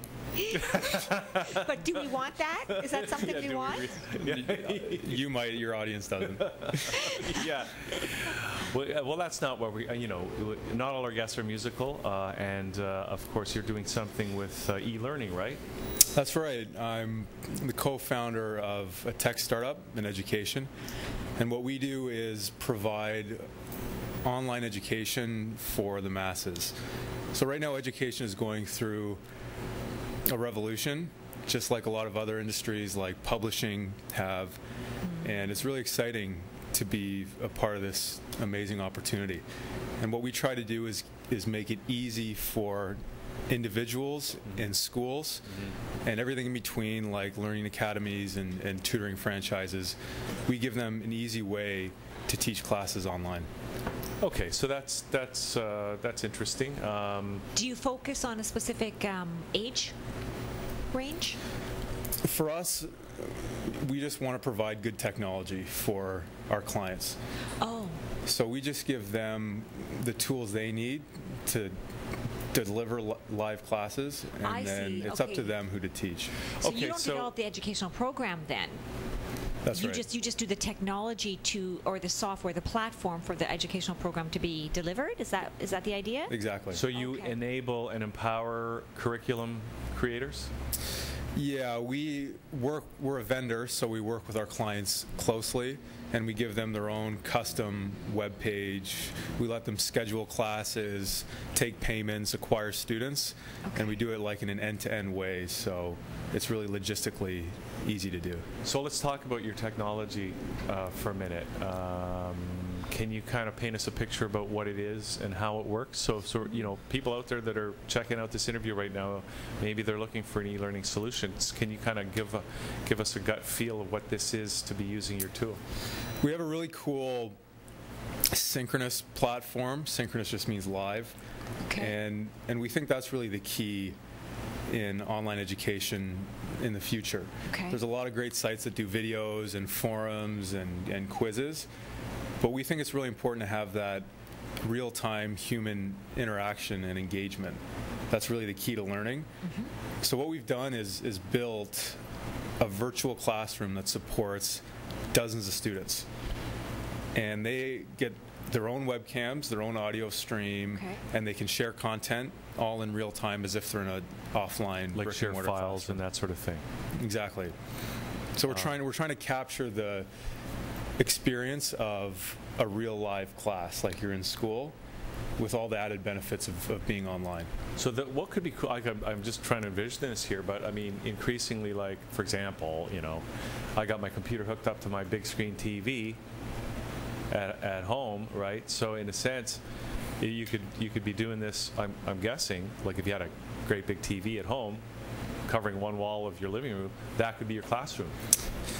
That's the way things are moving, and the impetus for me to start this project was just seeing how outdated and broken even the current education model is, with students, you know, going into crippling debt and graduating in many cases with no marketable job skills. They're just debt slaves for the rest of their lives.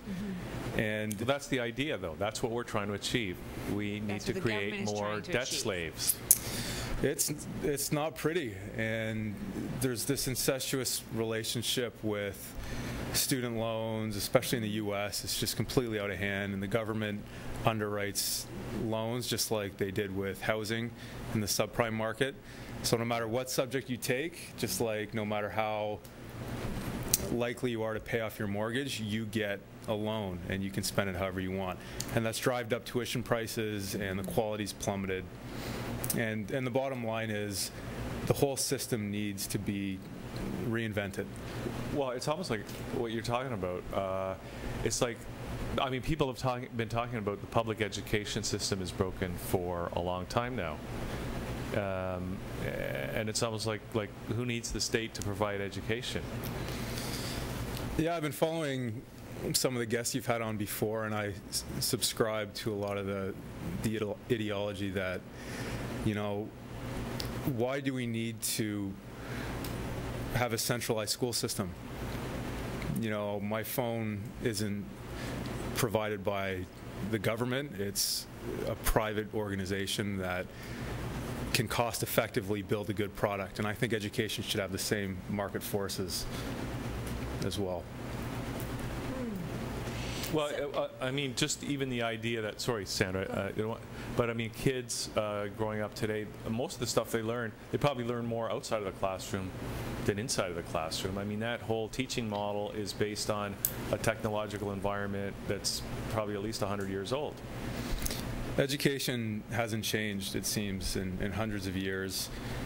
Every other industry has modernized and gotten faster and cheaper and more relevant, and education is still in the dark ages. Well, and this really encourages to talk about topics that the typical educational structure does not talk about, that may be a lot more relevant. Because there's a lot of topics in school that you think, what do I even need to know this for? You know, and there are some real, you know, there's some real life topics that would probably be a lot more valuable that you might be able to do when you can come up with your own educational program. Hence, I mean, I keep thinking about the whole homeschool thing here, you know, homeschooling, and I think that they're working with the government, but they're doing their own thing. And a lot of kids who do the homeschool project end up being way advanced to those kids who are actually in the structure, in the 3D structure. Right, or the physical institution of being actually in a school. Not in Sweden. In Sweden, they take you away and they lock you up. I know. Yeah, homeschooling is great, and that's just an example of how more targeted and fragmented learning with better outcomes almost every time. So I'm a big proponent of homeschooling, and now with the internet, it's a lot more viable. Can your service help homeschooling? Absolutely. That's one of our biggest markets. Okay.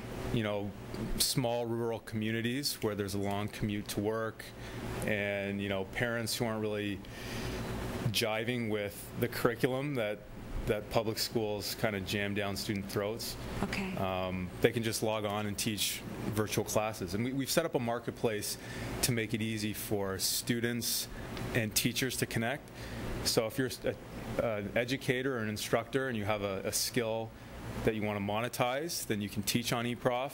And if you're a student who wants to learn in a cost-effective way without going into debt from some of the best teachers in the world, from anywhere in the world, then you can log on as well. So that's really a cool idea, because it kind of brings the whole entrepreneurial approach to teachers who maybe, for whatever reason, they've fallen out of favor with you know, the big institutional educators, but they can still teach and potentially earn a living using your technology. We like to think of our business model as disruptive. Yeah. And we embrace that term, and we want to shake things up and make an impact and be innovative. And instead of just dumping more public money into the current school system, we need a new approach. Yeah, for sure. I mean, I even think about things like what they seem to be doing in they're combining school boards, they're closing smaller schools and building massive schools, factories. And I was fortunate when I grew up to go to some pretty small schools, and it's just a much better situation for the student when you're not in a giant, as you call it, factory.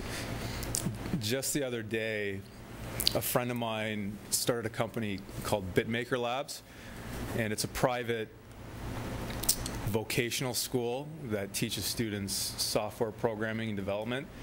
And at the end of this boot camp, 8 to 10 weeks, you're pretty much guaranteed a job. And just the other day, guess who came knocking on their door? The Ontario Ministry of Training or something, and shut them down. Issued them a cease and desist letter Zero complaints, zero, issues of any kind. What was the issue then? I mean, it's starting to sound like Sweden here. Yeah. They weren't certified. They weren't regulated. They weren't officially accredited, and the bureaucrats came in and closed the door. So what's your answer to that problem? I mean, can the eProf platform address that in any way? We're trying to stay outside of the school system, outside of academia, outside of school boards and unions. We don't really want to play that game. Our sweet spot is forming an independent marketplace that's different, and that's outside of the current system. So this makes me think, so it's not just B2B then, right, Trevor? So if I, say, want to teach something, could I contact you? Yes. Okay. The way I describe it is, whether you're an individual or a business, you have an easy way to launch your online academy. Okay, so if somebody like Bruce Lipton, who we all know who Bruce Lipton is, right? The guy that invented the soup. No. Oh, wrong Lipton. Or maybe he graduated. He's a microcell biologist who has written a book called The Biology of Belief, and he has another book now. And he was working on the Human Genome Project and was a tenured professor, and discovered that what they were teaching was completely wrong, and he said the whole Human Genome Project is all wrong, and really it's our environment that affects us, not our genetics and that kind of thing. And a new form of science, epidemiology or something, something like that, started up. Now what he did was he could no longer teach at the university, so he gave up his tenure, he gave up everything, and ended, I think, going to Cuba to teach, because that was the only place he could teach.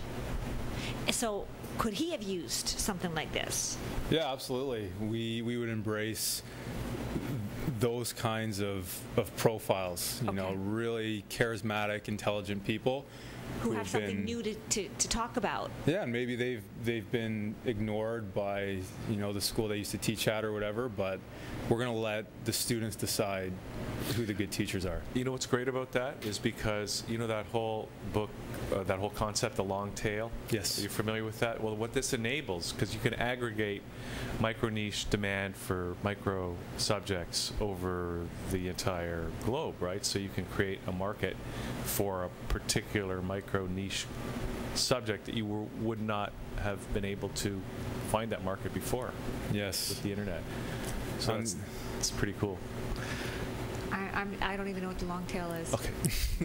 It's okay, because Trevor does. I guess that's important, and probably everybody else does.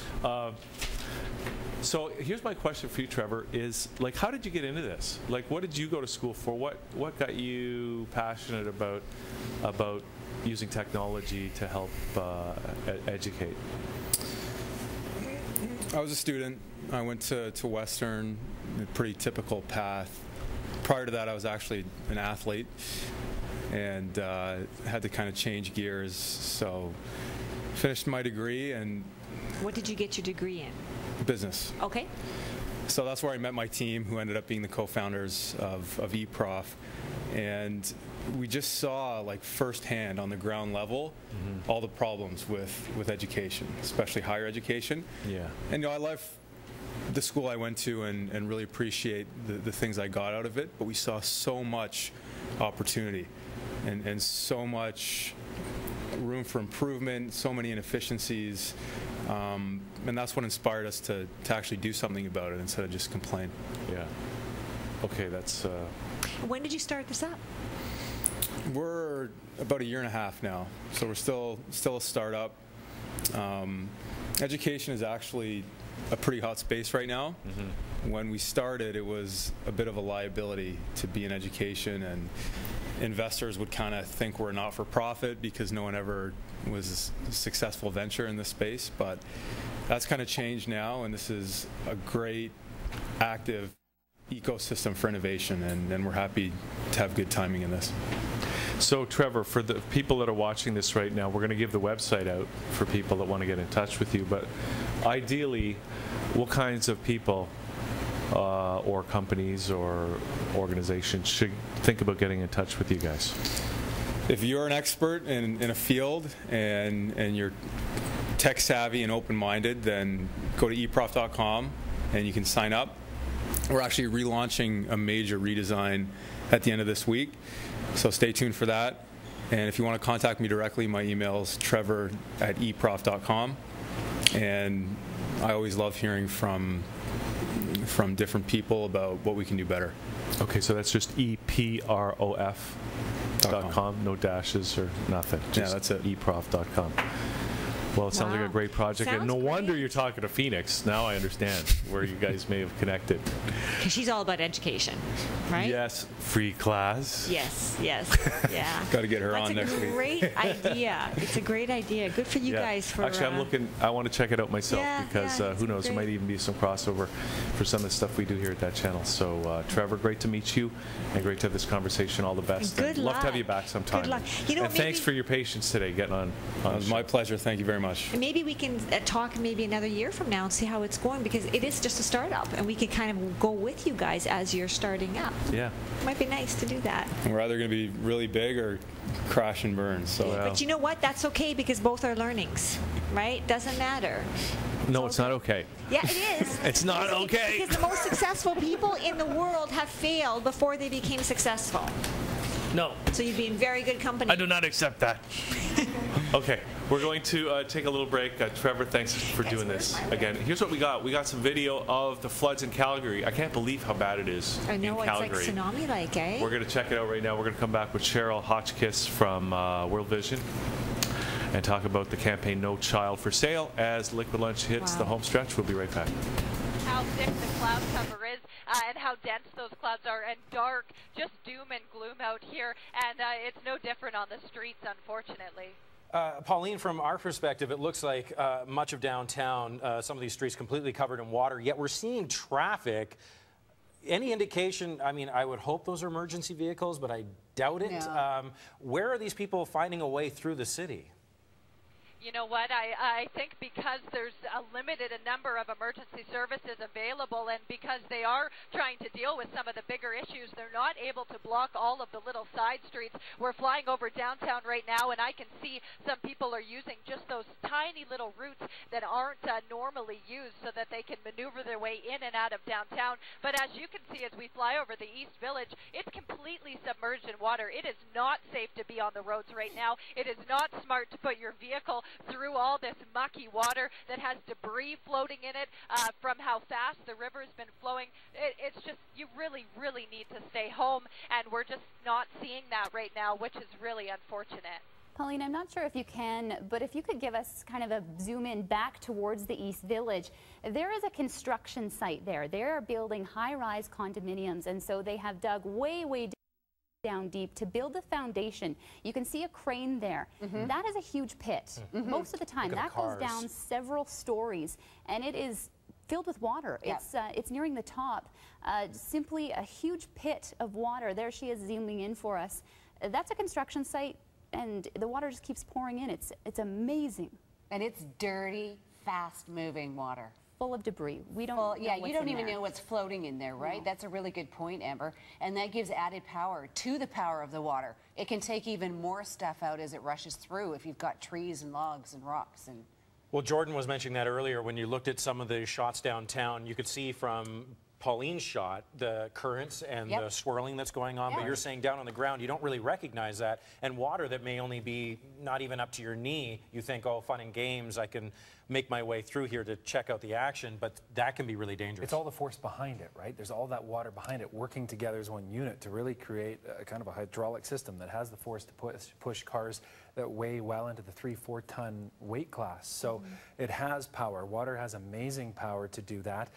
So yeah, don't try and cross roads that are covered in water. And as Pauline mentioned, I mean, sure, there are people that may have found themselves down there in an hour, like, okay, I got to get out of town, and that's the idea. But for those watching, don't go down, don't be curious. Anywhere where this is, you do head in, and you don't know how water is going to act and react, and suddenly you might be trying to maneuver yourself through some of those side streets and everything's blocked off and you're surrounded by water. It's not a great idea. You were talking before too, Jordan, about flash flooding. Not so much here in the city, but in rural areas. That is a real cause for concern as well. We've seen emergency alerts go out from the province as well, warning people about that. Give us the perspective there, because this is a very dangerous problem. Right. You know where to expect river runoff, right? There's the river system, and then it floods, peaks its banks, and we've got the overflow like we have in many areas. Then you start to get, especially with the downpours in the foothills now, water. All right, so, okay, the floods are bad. It's in Calgary, but I'm sure they'll recover. But, well, you know what? They're still doing the Calgary Stampede, apparently. Well, as soon as they get, the water's only up to row 10 of the seats, so I'm sure they can maybe they'll just freeze it and go right to hockey season. You know what? Some people say, I mean, the whole karma thing that we talk about sometimes, good karma, bad karma, and, this whole Calgary Stampede thing is kind of, there's a lot of people who don't want it anymore. Why? And because it's cruel. How? There's a lot of cruelty to animals. Really? Yes, big time. And so, some people think, well, maybe this is karma coming back, and maybe they should rethink what they're doing, because a lot of people were hoping that the Calgary Stampede would be canceled because of this, and apparently they're not canceling it. So, I don't know, you get what you give, right? Well, plus Harper's from there. Oh, wow, that's a okay. That's bad karma whammy. right there. Yeah, that's of bad course, karma. their new mayor, Nenshie's doing a great job. So, okay. So we're hitting the home stretch here now. We've got Cheryl Farrah. Hotchkiss joining Farrah us here from the World Vision, and yeah, your hair looks fabulous. It Cheryl. looks like it does. Who does it look like, you? It looks like Farrah Fawcett. I know it does. Look, she's in the studio. Anyway. This is not the first time I've heard this. Really cool. Well, you got the hair for it. You've got Farrah Fawcett hair. She is back. Farrah is back. Mm-hmm. Anyways, okay, so let's talk about, because you're a senior manager for advocacy at World Vision, and you're doing something called the No Child for Sale program, right? That's correct. World Vision Canada and World Vision globally works with children living in poverty, and one of the issues that we are constantly encountering is the fact that many children end up working in what we call dirty, dangerous, and degrading jobs to earn an income. So they may be working in brick factories or mines or harvesting cocoa, and what we realize is that most Canadians don't know that this problem still exists, and in fact it's quite huge. 115 million children work in these types of jobs, and we know that Canadians wouldn't find it acceptable for any child in Canada to be doing that. So we launched the No Child for Sale campaign to bring this issue to their attention and to give them an opportunity to get involved. So what was the impetus for this project? Like, how did this project come about? How long has it been around? And what was the real, how did it arise in your life, being at World Vision? Well, how it arose within World Vision Canada was that we were looking at some of the big issues that the children we work with face across the world. Some of them relate to health. So maternal and child health has been a big issue for us to work on, but also this issue of child labor, and particularly the worst forms of child labor. And so we looked at a way of how do we present this to Canadians that would really get their attention. Your previous guest mentioned disruptive activity, and World Vision's a well-known organization for our work on child sponsorship. Most people wouldn't know that we work very actively on issues related to child labor, so we were looking for a very disruptive campaign to encourage Canadians to see us as a place to come to be part of a global movement to deal with this issue. And then unfortunately, over the course of this year, as we have developed this campaign, we've had a couple of situations where we've seen very devastating accidents in factories such as Bangladesh. While most of the workers there were women and adults, there were some children implicated. So, what countries are we talking about? Unfortunately, this problem is anywhere where you see high rates of poverty, you're probably going to find this child labor. It's very hidden, but what we do know that in the last decade or so, we've seen an increase in the number of children in sub-Saharan Africa due to the conflicts and crises there, famine. Where we have extreme lack of resources, we've seen an increase in the number of children, especially between the ages of 15 and 18. So older children who may have done primary school education but are completely unable to continue are working in this type of job to get themselves started. But that means that they're stuck in these types of jobs, and then their own children are. So it's a cycle that has to end somewhere, and the No Child for Sale campaign is designed to help Canadians be involved in a variety of ways to be part of the solution. So go ahead. Well, I was going to say, so, I mean, realistically, obviously Canadians can participate by getting involved with this program, but the program itself, what are some of the strategies that the program employs to actually get the job done? And I want to put that in context, because I can imagine that there are communities out there where there are kids working under these conditions, which we in Canada don't find acceptable, but over there the family might need that income, or it's just a part of the culture that the kids, if they're not working, maybe what are they doing? What is there else? Maybe that's the way that things are done over there. So I'm just curious, in the context of those local needs, what does this program, how does it actually help to get the job done in those communities? Sure. Well, our major model for doing that is something called area development programs. So our sponsored children live in these communities, and those area development programs are designed to deal with the real impacts of poverty. So where a child is unable to access safe water, good food, basic education, which is often the reason why a child is going off to work anyway, because the family can't afford to repair their roof. So they're asking their child to work in one of these jobs for a temporary period or a long-term period to fix that roof. What World Vision does through our programming is try to address those basic needs so that the child, while they may need to work in some form, we accept, and that's often a key feature of even a child's education and development, is to work alongside their parents or to do smaller jobs. But the key thing is that they're age appropriate, that they're safe, and that it doesn't compromise a child's access to education. So for example, a child may be assisting their parents with their cocoa farm or with their rice farm, and what they're doing though is going to school, they're doing a job that's appropriate and doesn't compromise their health. In some cases, for children working with chemicals and things, while adults may have a tolerance for being able to work with those things because we're older, our systems are more developed, a child being exposed to certain things, it will have an impact on their development, on their glands, on their growth. And so it's really important that they stay away from things like that, but they may help with other chores and tasks, and that's essential. And they may even be involved in helping to sell their parents' wares with them. But the key thing is they're not left alone. They're not then vulnerable to other forms of exploitation. Now, you mentioned, Cheryl, that this is hidden. Yes. So which means that these countries know that this is not a good thing to do.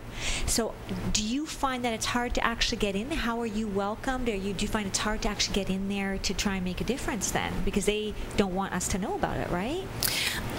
I think what we find is that when our World Vision staff in a country like Cambodia, for example, are Cambodian. They're not Canadian.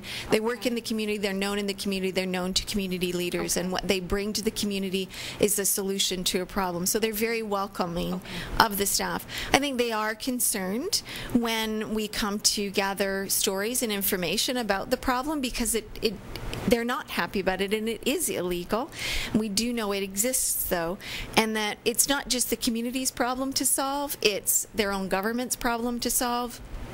Corporations have a responsibility as well to know and to act on these things, and we also believe that Canadian consumers want to act and have a responsibility to act. We did an Ipsos Reid poll recently where 83% of those polled were said they'd be willing to spend 20% more on a product if they knew that it was free from child labor.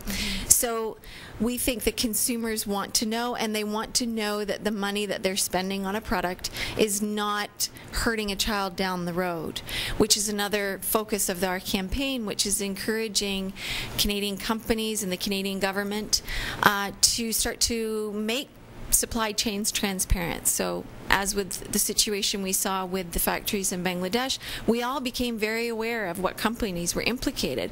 We think that information should be available to Canadians if they want it. So if you're buying a new dress or a new pair of shoes, you should be able to go to that company's website and say, where is this coming from? I want to be comfortable with that. And so we're encouraging Canadians to ask and sign our petition on that issue. So where can they sign this petition? They can go to nochildforsale.ca, where they will find out information both about the problem, what it looks like overseas, what World Vision's doing, and how they can make people more aware of this issue in Canada. Okay. And what else can they do besides signing the petition? On the website, there's also information about how to be an ethical consumer. So we created a document called Shop for Change, which provides you with resources on how could you make better decisions, where could you find information, as well as what could you be asking a company if you want to. We've got 5 questions that you can ask a company if you're interested in learning more about their practices. Can you name, do you happen to know any off the top of your head? Just as well, the main thing is many companies have codes of conduct, just like many countries have laws. The problem is in the implementation. So our questions are, what is your code of conduct? Does it ensure that there's no child labor involved in the production of your product? If it does, what do you do? And how are you investigating that process? How are you making sure your code of conduct is being adhered to all the time consistently? And what would the penalty be if it's not? Well, there is no penalty associated with it. Okay. What we suggest is that even the PR penalty of people finding out that maybe some of your practices aren't consistent with your codes of conduct might cause consumers to question what you're doing. We really believe that everyone wants to do the right thing, but they need to be encouraged to do that. And so the No Child for Sale is about doing that very thing. Now, who's asking the companies about these these questions? Is it you as World Vision on behalf of everyone, or are you asking people to ask companies this directly? We're asking people to ask these companies directly. Last February, during the chocolate season, we had people asking local chocolatiers these questions.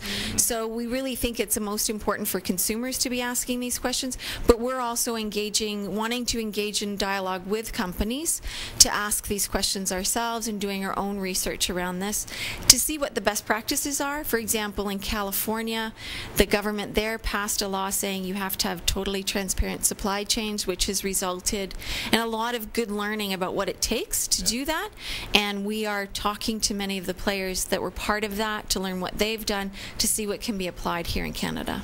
It's great when a precedent has been set, huh? Yes. Because that just makes it so much easier, because now you can say, look, somebody else is doing it. They even thought about this before us, so it's not just us.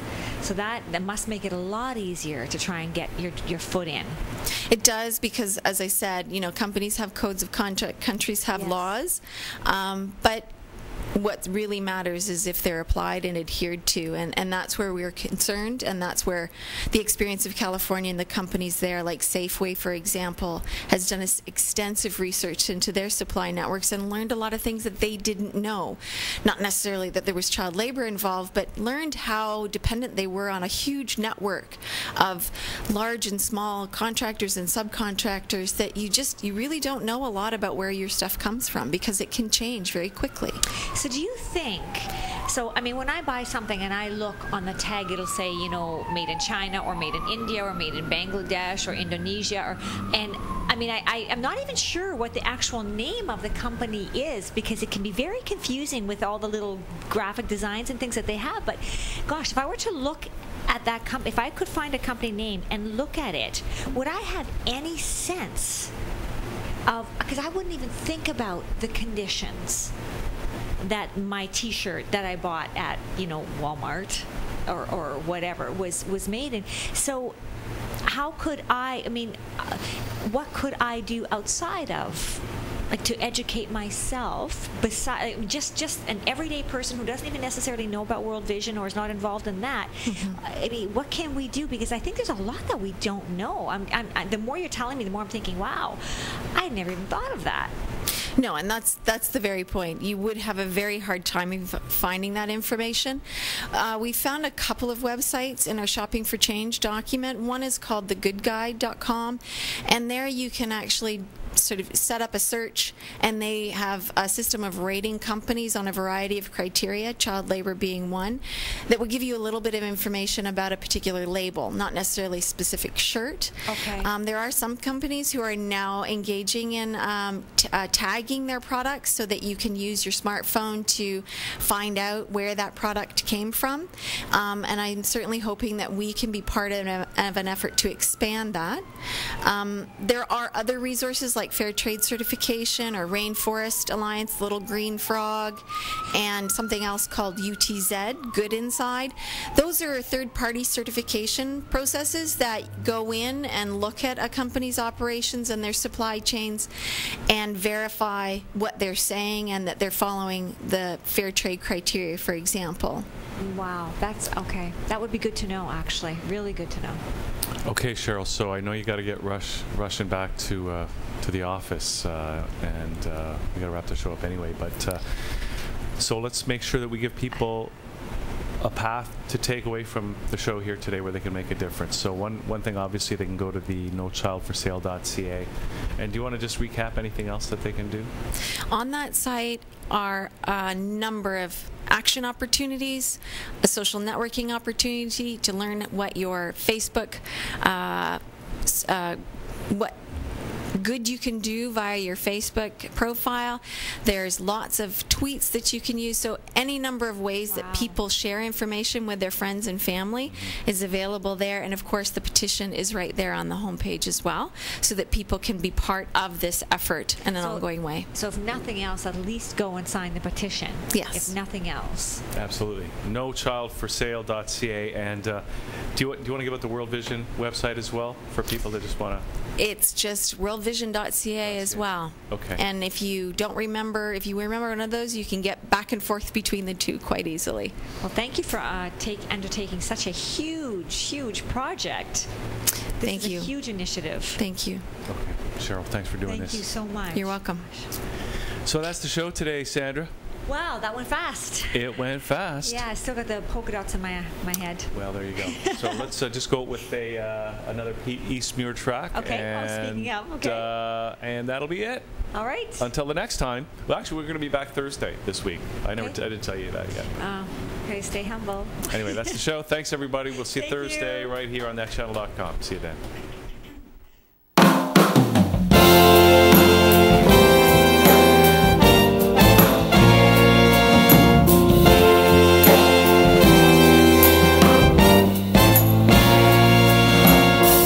I was running down the avenue, trying to find my soul. So I bought myself a little car. Things ain't all that bad down here in Michaela. Michaela, you're my little love.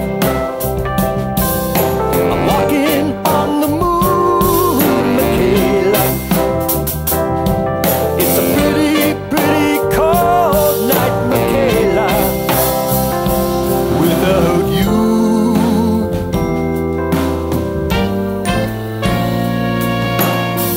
I was running down the hotel corridor